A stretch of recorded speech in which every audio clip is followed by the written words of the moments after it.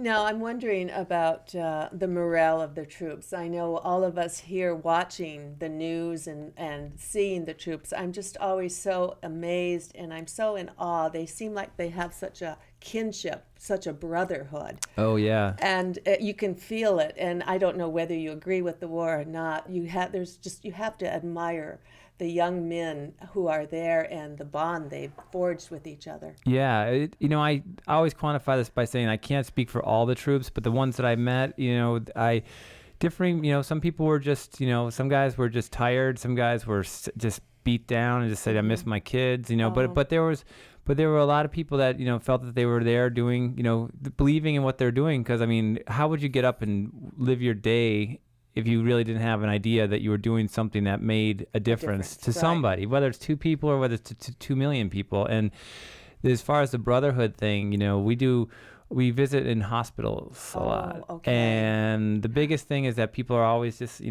about being hurt, as they said. I mean, I'm talking kids I met with that were double amputees, things like that, that just said, I'm not going to be able to be with my friends anymore. And I'm leaving them. Oh, wow. To the point where they felt that they were doing a disservice to the people that they fought alongside with. And that was the thing that they thought of. And it was, I mean, you couldn't believe it. It was, and we do a lot of tours. I mean, hospitals are, it's a very important part, and they even said to us, the one first sergeant that was taking us into the hospital the first day, he said, you better brace yourself. He said, you are not going to believe what you're about to see. Oh, my gosh. And this was right in Iraq. It's in the biggest hospital that they fix the soldiers up the best they can and then send them to Germany and hopefully keep them alive. Okay, because you hear so much about them going to Germany. I didn't realize that they actually had a large hospital there. Would that be kind of like a MASH unit type thing? Well, it was in a way, but it was, the most contemporary, but still,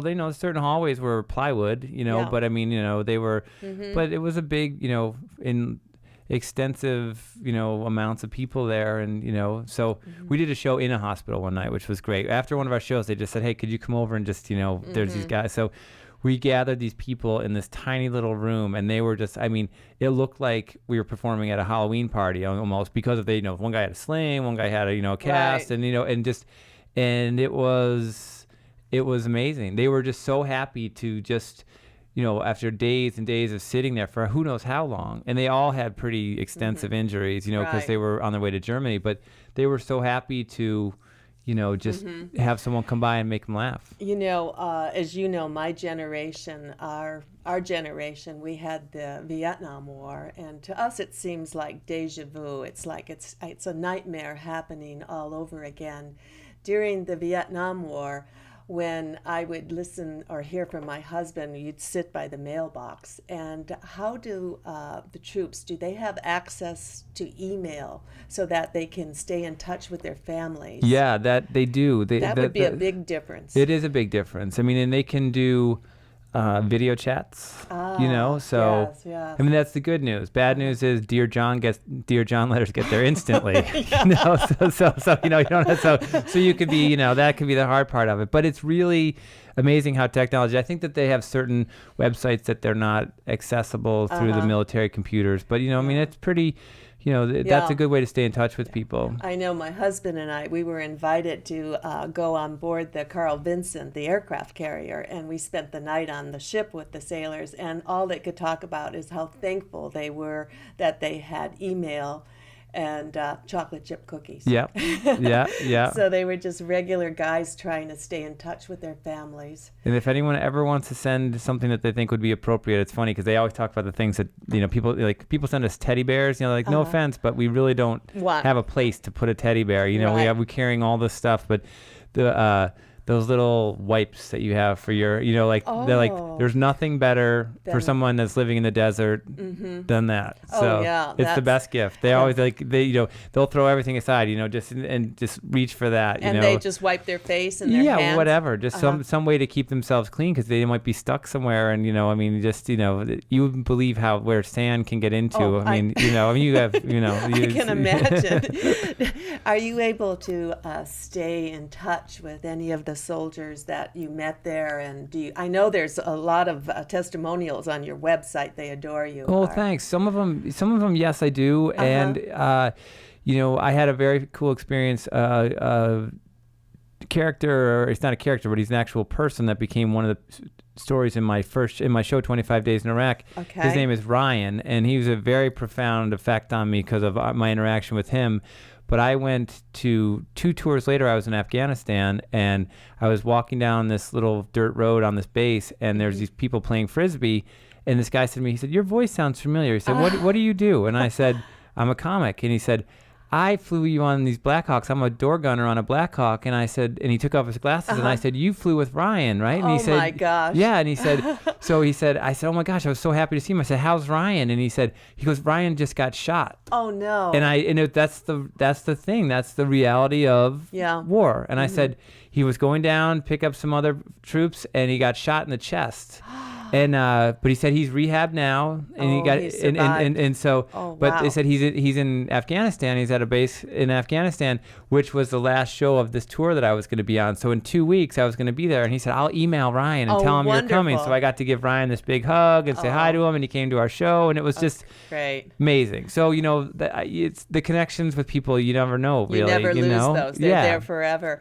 I've been lucky enough to go to your one-man show, and it was just quite an exceptionally moving night. It was a very emotional night. I felt very patriotic.